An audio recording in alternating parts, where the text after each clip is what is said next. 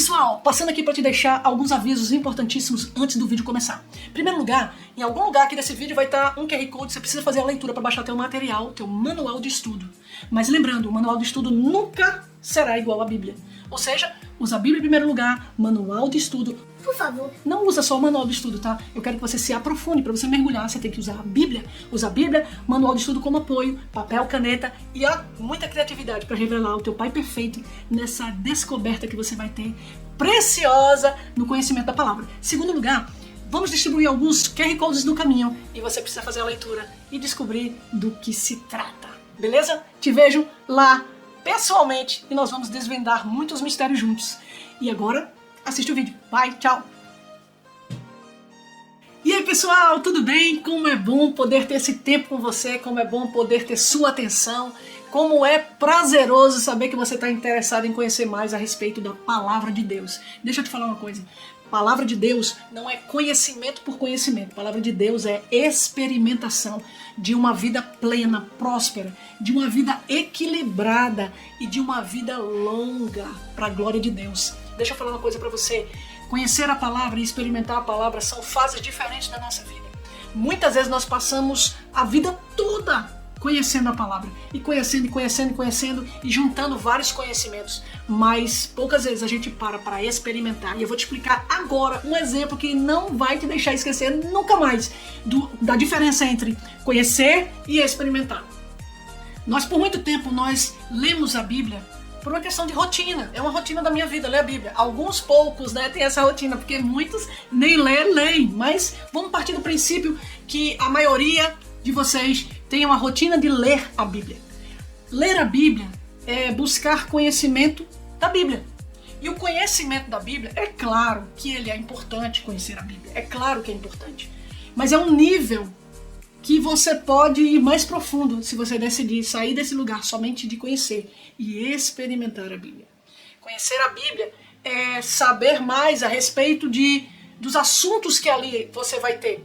É saber mais sobre os personagens. É saber mais sobre o que aconteceu, aonde aconteceu, como aconteceu, quem estava lá, onde foi. Que os mais interessados descobrem aquele lugar naquela época onde era hoje, dentro do mapa que nós temos. E por aí vai, o que eles comiam, o que eles não comiam, quanto tempo eles andaram a pé, como foi isso, se eles foram de barco, se eles foram a pé. Esse conhecimento é importante, mas ele não é tudo. A experimentação, ela nos leva a um lugar mais profundo. Esses dias eu estava vendo uma imagem de uma árvore. Ela tinha o tronco curto, ela era uma árvore pequena na imagem, mas ela tinha raízes tão profundas, que a gente via que o solo estava seco, mas ela estava verde e seus galhos estavam bem firmes. E eu olhando aquela imagem, eu refleti sobre exatamente isso que nós estamos falando. Sobre ter um conhecimento raso da palavra e ter uma experimentação de um conhecimento profundo da palavra. Ele nos dá garantia, esse conhecimento profundo, de sobrevivermos às adversidades da vida. Aquilo que a gente não pode mudar, aquilo que vai acontecer querendo ou não querendo. Aquilo que pode ter algum tipo de influência sobre a nossa vida, mas o grau de influência vai ser medido à medida que nós temos raízes profundas na palavra. Às vezes nós duvidamos porque nós não conhecemos a verdade. Às vezes nós decidimos errado porque nós não experimentamos a verdade. Às vezes nós temos algum tipo de incerteza porque nós não temos certeza daquilo que Deus falou. Mergulhar profundo é ter raízes tão profundas que mesmo que o solo esteja seco, você vai ter onde se abastecer, você vai ter de onde puxar água, de onde puxar alimento para você permanecer firme. Conhecer a palavra é importante, mas experimentar a palavra é um nível muito mais profundo de intimidade e relacionamento com a palavra de Deus, com o verbo vivo, com aquilo que Deus falou e com aquilo que Deus declarou sobre as nossas vidas, sobre quem nós somos. Você precisa entender quem você é e você vai entender quem você é quando você mergulhar profundo na palavra de Deus. Mas deixa eu te falar, mergulhar profundo na palavra de Deus não é só uma decisão. Mergulhar profundo na palavra de Deus é tempo de qualidade nesse caminho. Tá me entendendo esse passo a passo que a gente tá indo? É preciso ter tempo de qualidade. É preciso separar um tempo. Tem algumas pesquisas no mercado hoje que comprovam que você se especializa em algo quando você faz pelo menos 10 horas, aplica 10 horas de treinamento em cima naquele tema. de ação prática em cima daquele tema, em função daquele assunto, em função daquela técnica. Com 10 horas de persistência e diligência naquilo, você se especializa. E a gente não fica muito longe disso com a palavra de Deus. Não que você tenha que aplicar 10 mil horas para você se tornar um expert da palavra. Não é nosso objetivo. Mas você precisa aplicar tempo na rotina da leitura da palavra, nesse caminho de busca pela palavra. Você precisa despertar em você esse desejo. Você precisa, sabe como puxar você para frente e dizer vamos? E várias vezes até que isso se torne algo que faz parte da sua vida. Um caminho que você decidiu seguir. Algo que está dentro de você. Algo que gera uma necessidade que precisa ser suprida. Você precisa dele, você precisa buscar dele. É neste lugar que nós precisamos estar. Nós precisamos nos despertar para essa leitura. Mas uma leitura que não é uma leitura que busca resposta somente, mas uma leitura que busca intimidade, relacionamento profundo. Agora deixa eu te falar uma coisa. Uma das coisas que eu faço sempre quando eu estou lendo a palavra é, eu oro antes. Oro antes para que o Espírito de Deus traga sobre mim um espírito de discernimento. Esse apoio do Espírito Santo sobre a leitura da palavra me dá consistência para que eu aprofunde, e essa revelação de discernimento me traz clareza sobre os fatos. E é como se eu estivesse lá, pessoalmente. E eu quero que você desfrute disso. E eu declaro que você vai desfrutar disso. E eu quero que no teu íntimo você diga, eu quero isso para minha vida. Porque a nossa vida, o nosso ser almeja isso. Nós almejamos estar nesse lugar de intimidade, nesse lugar de proximidade com a palavra de Deus. É necessário que você se envolva com a palavra, que você se dedique na palavra para que você tenha transformação na sua mente e você passa a ter uma mente de Cristo. Sua mente passa a se conectar com a mente de Cristo. E isso vai transpor esta carne que limita você. E você vai conseguir entender as coisas de Deus. Só assim você vai conseguir entender as coisas de Deus. Só assim você vai sair desse lugar de conhecimento que normalmente, gente, o conhecimento por conhecimento gera legalismo. E o que é legalismo, meu Deus? O que é legalismo? Legalismo é quando você se apropria da legalidade, ou seja, da lei, daquilo que te garante algo. Então você fica em busca de se mover atrás de algo. Eu quero isso, e a legalidade me dá o direito de ter isso. Então você fica na legalidade da palavra. E você fica buscando na palavra aquilo que é bom para você. E você sai do lugar, da zona de convergência, do cumprimento do teu propósito. Porque o meu propósito e o teu propósito não tem a ver comigo somente, mas tem a ver com multidões de pessoas. Tem a ver com muitas outras pessoas. Tem a ver com algo muito maior do que simplesmente atender o meu pedido. Abençoar a minha geração, o meu povo, a minha descendência. Mas são gerações e gerações. É algo muito maior. Nossa mente se limita muito quando nós estamos no caminho do conhecimento, só por conhecimento. Mas quando nós mergulhamos na palavra, com o auxílio do Espírito Santo, com discernimento, com muita clareza de discernimento do Espírito Santo, nós percebemos que não é sobre nós. Que não é sobre mim, não é sobre você, mas é sobre uma multidão de pessoas. Deus te chamou para esse lugar. Você começa a entender que Deus quebra os padrões, isso é fantástico. Quando você sai do lugar do conhecimento e você mergulha nesse lugar de profundidade na palavra, nesse lugar de experimentação da palavra, sabe? Você consegue compreender as coisas que estão nas entrelinhas da palavra. Aquelas coisas que só quem está em espírito discerne.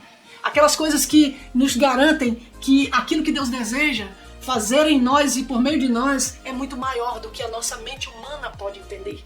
Nós saímos da humanidade e entramos no campo do espírito e nós percebemos como se move a mente de Cristo. Então, você entende como é importante mergulhar na palavra, aprofundar na palavra? E a gente começa a perceber que peraí, o reino espiritual não funciona como o reino físico. O reino físico funciona como? O reino físico funciona assim. Se eu sou filho de rico, eu vou ser rico. Se eu sou filho de alguém que tem influência, eu vou conseguir as coisas. Se eu já vim de uma orientação de educação no passado que funcionou para os meus pais, vai funcionar para mim. Mas também, se eu não tenho nada disso, eu não vou ser ninguém. Ah, mas cara, como que alguém da favela vai conseguir ser um doutor? Ah, mas peraí, como que alguém que tem uma família de 3 gerações de pessoas obesas vai conseguir ser uma pessoa saudável e magra? Como que uma pessoa de várias gerações que sempre teve o mesmo problema e a mesma dificuldade em relacionar-se com pessoas, em casamento, em ter filhos, eu também vou viver a mesma coisa, porque é assim que eles foram e é assim que eu vou ser. Não, isso é uma mentira. Tira isso da tua cabeça. Deus tem um propósito para a tua vida. Sai desse lugar agora. Deus tem um propósito na tua vida, Deus te chamou para viver novidade de vida. Eu vim de uma família difícil, eu vim de uma experiência difícil. Não era para estar aqui agora, fazendo o que eu estou fazendo, vivendo o que eu estou vivendo, experimentando o que eu estou experimentando, porque o diagnóstico dessa vida pregressa, ou seja, do que aconteceu lá atrás com os meus familiares e como eu vim participando dessa história, desencadeando nesse padrão, não era para estar aqui, não era para estar aqui de jeito nenhum, não era para eu ser quem eu sou. Mas Deus tem um propósito na minha vida, tinha um propósito na minha vida, continua tendo um propósito na minha vida. E Ele foi me conduzindo, mas eu decidi querer. Eu quero, Senhor, eu quero viver o Teu propósito, eu quero viver o Teu sobrenatural. Mas isso não foi fácil, claro. Muitas vezes ao longo da jornada eu duvidei. Eu duvidei porque eu achei que a legalidade humana, ela determinava quem eu era. Se eu vim daqui, eu vou pra ali. Se meus ancestrais eram assim, eu vou ser assim. E as condições genéticas, e as condições intelectuais, e as condições financeiras, e as condições disso, e as condições daquilo. E as coisas foram tomando esse rumo na minha mente por um tempo. E quando eu fui lendo a palavra, degustando e mergulhando logo cedo na palavra, eu fui entendendo que Deus quebra padrões, quer ver uma coisa extraordinária. Em Eclesiastes 9:6, a Bíblia diz o quê? A Bíblia diz que nem sempre aquele que corre mais rápido vence a corrida. Nem sempre os mais fortes vencem a batalha. Nem sempre aqueles que são mais sábios, eles são mais prósperos. Por quê? Porque é preciso estar no lugar certo na hora certa. Olha que coisa interessante. Peraí, na minha visão, os mais rápidos vencem a corrida. É assim que é a lei humana, é assim que é a legalidade. Peraí. Os mais sábios, eles acabam herdando coisas melhores, porque eles são mais inteligentes, fazem melhores escolhas. Os mais fortes... Não. Os mais fortes vencem a batalha. Na regra do céu, não. Nem sempre é assim. Existe algo que controla as nossas vidas, que é a vontade de Deus. E a vontade de Deus, ela está sempre atrelada a... É mais ou menos o seguinte, para pensar. Aqui está Deus e existe a vontade dele. Aqui está teu coração, e o coração de milhares de pessoas. Deus, ele libera uma palavra sobre aquele que está com o coração aberto. Aquele que diz, porque ele discerne as intenções do nosso coração. A legalidade diz que se isso é para aquele, independente de estar com o coração aberto, fechado, travado, costurado, vai ser para ele, porque é legalidade, é legalismo. Mas Deus quebra esse legalismo, quebra essa legalidade, quebra essa lei, e ele traz algo novo. A Bíblia diz que o fim da lei é Cristo, para a justiça de todo que crê, uma justiça que é pela fé no Filho de Deus. O fim da lei é Cristo. Cristo Jesus quebra a lei, quebra o padrão humano, quebra aquilo que é racional, quebra aquilo que é humanista, quebra aquilo que é materialista e traz para você e para mim uma chance de dar certo, mesmo que a legalidade diga que nós não vamos dar certo. Isso aconteceu comigo, vai acontecer contigo. Você quer que aconteça? Abre teu coração, se torna disponível a Deus para fazer aquilo que Ele quer da tua vida, para consertar e endireitar os teus caminhos. Não comece a permitir que o inimigo torne a tua mente a mente do inimigo, mas a tua mente tem que ser a mente de Cristo. Traga para a tua mente a verdade de Cristo. E a verdade de Cristo é, nem sempre os mais rápidos chegam primeiro. Nem sempre os mais fortes vencem as batalhas. Nem sempre os mais sábios têm aquilo que é de melhor. Não é assim que funciona. Eclesiastes 9:6 diz isso para nós, nos garante que não é assim que funciona. Então Deus quebra padrões humanos para trazer uma chance para aquele que quer dar certo. E se você quer dar certo, você vai dar certo. Mas o teu dar certo é um dar certo com propósito, e um propósito que agrada o coração de Deus e não te coloca no lugar de realeza somente porque quer te abençoar. Deus não te abençoa por abençoar, Deus te abençoa porque Ele tem propósito. O propósito guia aquela palavra. O propósito é como se fosse aquele míssil guiado que leva a palavra de Deus a cumprir naquele propósito. E a palavra de Deus precisa se cumprir, porque Deus é fiel, Deus é verdadeiro, Ele não nega. A Bíblia diz que Deus, Ele vela por cumprir sua palavra, Ele fica esperando. Tô esperando que fique. Vai cumprir. Ele crê naquilo que Ele falou, porque Ele é Deus. E nós precisamos crer nisso. Então presta atenção, Deus quebra padrões. Você vai ver, cara, que coisa sensacional. Em Gênesis 11, você vai ver a descendência de Sem. Cara, começa, que é fantástico, e você precisa estudar isso. Eu quero que você estude isso, porque quando a gente se encontrar, nós vamos debater sobre isso. E eu quero que você defenda seu ponto de vista em relação a isso. Eu quero criar um grande momento onde nós vamos defender a nossa fé. Você vai defender a sua fé. Eu vou estar lá ouvindo a tua defesa. E nós vamos nortear todas essas ideias e defesas dentro do centro da palavra de Deus. Dentro dos fundamentos, dos princípios bíblicos. Nós vamos sair daquele momento cheios e com aplicações práticas para mudar de imediato o nosso ponto de vista, a nossa forma de agir e trazer mudança para a nossa vida, para que a gente possa viver grandes crescimentos no Senhor. Amém? Então presta atenção. Ali em Gênesis 11 acontece algo fantástico. Você vê que já começa no pós-dilúvio. E você vai estudar isso. Quando Noé vive o pós-dilúvio e ele tem 100 cães de Jafé. Para pra pensar. 100 cães de Jafé. Acontece algo com Cã. E em seguida, Abraão lança uma palavra sobre seus 3 filhos. E eu quero que você discuta comigo o que isso faz sentido na tua cabeça. Se isso é justo, se não é justo. Ele lança uma bênção sobre os filhos. E ele também amaldiçoa. E eu quero ouvir de você se você concorda com isso, se você não concorda com isso, se isso faz sentido para tua cabeça, se isso não faz sentido, onde faz sentido, onde você estabelece a tua fé, o que isso muda a tua cabeça, o que isso tem a ver com o que eu estou falando de quebra de padrão, o que está acontecendo? Vamos conversar sobre isso.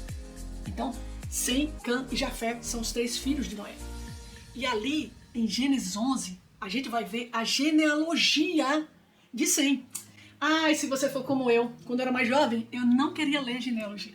Genealogia pra mim era uma perda de tempo, cara. Não sei quem já, não sei quem. Mas caramba, quando você tem a mente de Cristo, quando você deixa que o Espírito Santo traga discernimento, como a genealogia é preciosa.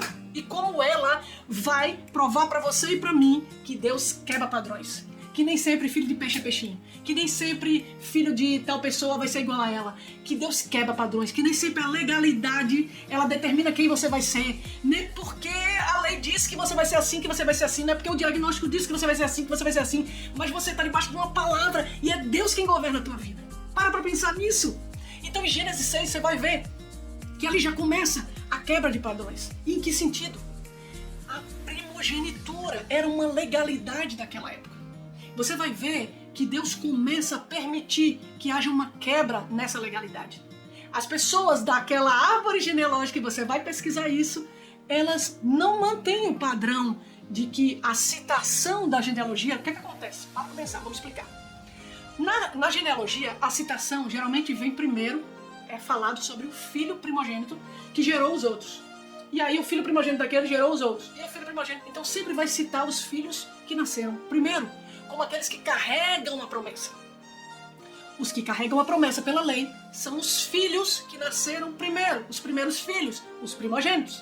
Só que a gente vai ver que de Sem, a gente já consegue perceber que há uma quebra nesse princípio, nessa legalidade da primogenitura, porque o primogênito escolhido para carregar a bênção já não passa a ser quem nasceu primeiro, mas quem abriu o seu coração, quem tem a motivação no coração de cumprir o propósito, quem realmente vai chegar do outro lado, embora tenha defeitos, embora não seja perfeito, embora não tenha nascido o exemplo de filho, mas carrega um coração quebrantado ao Senhor, um coração que quer dar certo.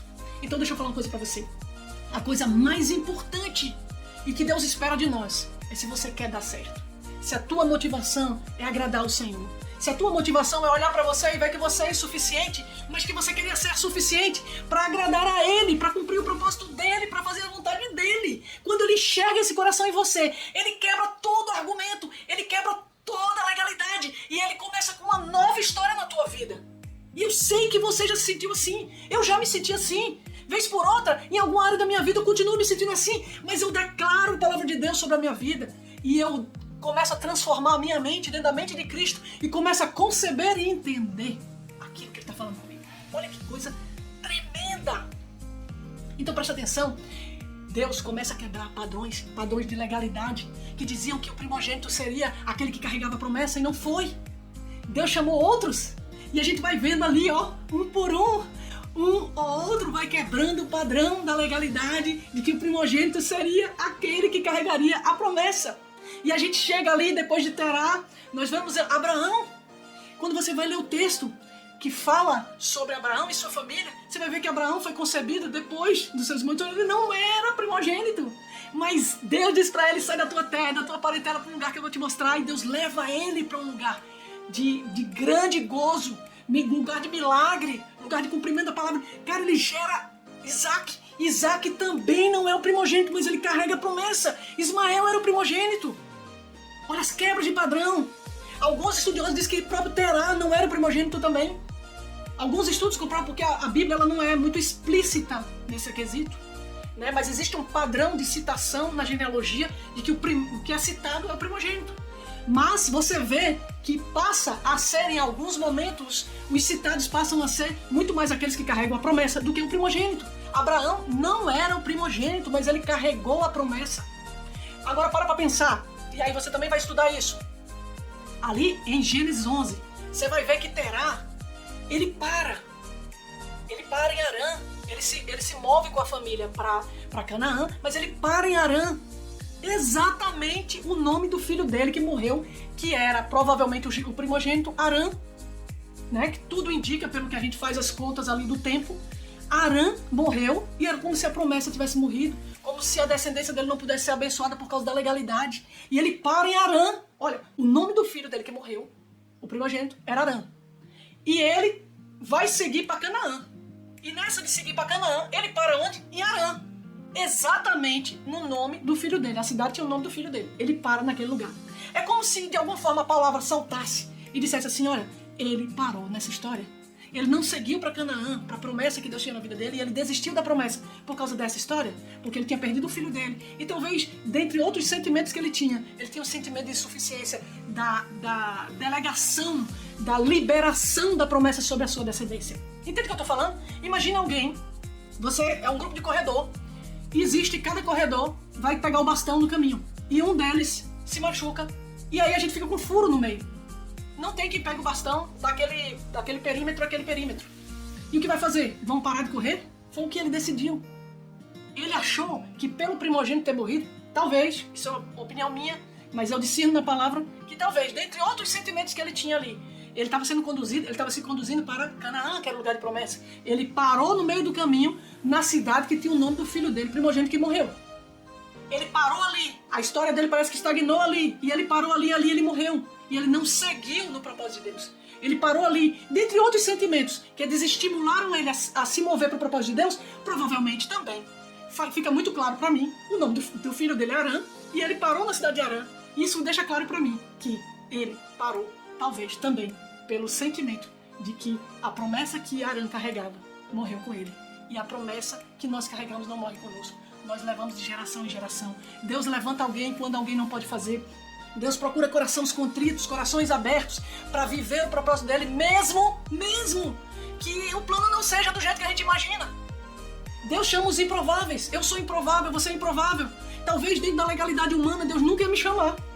Ele diz assim, essa menina não vai dar em nada não. Não vou chamar essa menina não. Talvez você se veja assim. Cara, eu não tenho nenhuma habilidade. Pensa nos 12. Deus não chamou os 12 porque eles tinham. Porque eles eram. Eles eram humanamente falando, mas porque pelo ser. Por aquilo que Deus colocou dentro deles, não por aquilo que estava fora deles, não por aquilo que motivava a legalidade, mas pela palavra que Deus se lançou sobre a vida deles. Deus creu na palavra que Ele mesmo liberou, porque Ele sabe que Ele é fiel para cumprir cada uma de suas palavras. Então presta atenção, Harã parou na cidade que tinha o nome do filho dele que morreu, mas Deus naquele cenário diz assim: ei Abraão, sai da tua terra, da tua parentela para um lugar que eu vou te mostrar. Sai desse cenário aí, sai desse cenário estagnado e ó, cega nas canelas, vamos embora, que eu tenho uma promessa pra cumprir. Aquela que o teu pai parou no meio do caminho, você vai seguir, vai cumprir lá na frente. Farei de você uma grande nação. Ah, filhos! E o cara, vai acontecendo tudo isso. Glória a Deus. Deixa eu falar uma coisa pra você. Isaac também não era primogênito. Jacó também não era primogênito. E nem precisava viver aquela experiência de roubar. Ele não precisava ajudar Deus, meu Deus. Você não precisa ajudar Deus. Eu não preciso ajudar Deus, eu só preciso fazer aquilo que Ele mandou fazer. Glória a Deus. Mas Deus tem um plano e Ele quer padrões para que o plano dele se estabeleça na terra. A conexão do plano de Deus com você, como um cumpridor do propósito, é justamente um coração aberto. Você quer dar certo? Você quer dar certo? Eu quero dar certo. Nós queremos dar certo e nós vamos dar certo. Nós já estamos dando certo. Deus já está cumprindo cada uma das suas promessas na nossa vida. Então eu quero que, com todo esse conhecimento que você teve agora, e com o material que você recebeu aí, que você vai trabalhar ele, você monte grupos aí de estudo, e você possa, em nome de Jesus, gerar em você a habilidade, a criatividade de tornar todo esse conhecimento algo que sustente a tua fé, algo que declare ao mundo que você não está crendo naquilo que não existe ou naquilo que não tem valor, mas que você conhece o valor daquilo. Você é como essa árvore que está com raízes profundas. Pode até ter um caule curto, pode até ser uma árvore pequena aos olhos humanos, mas as suas raízes são profundas. Então, com esse material, que você possa aprofundar ainda mais as suas raízes, sair do lugar de conhecer para o lugar de experimentar, e a gente encontre agora nesse nosso encontro, que a gente possa se encontrar e, em nome de Jesus, declararmos a nossa certeza de que Deus é um Deus que quebra padrões, um Deus que chama os improváveis, um Deus que anula toda a legalidade contra nós e nos dá uma vida nova e nos faz dar certo. Deus nos faz dar certo. Te espero lá e, em nome de Jesus, teremos um tempo precioso para a glória de Deus. Um beijo grande para você e já nos encontramos. Estuda muito, porque eu quero ouvir de você muita coisa importante que vai também trazer base para mim. E juntos nós vamos desenvolver uma trilha preciosa para que a gente possa crescer no Senhor. Amém? Um beijo para você. Tchau!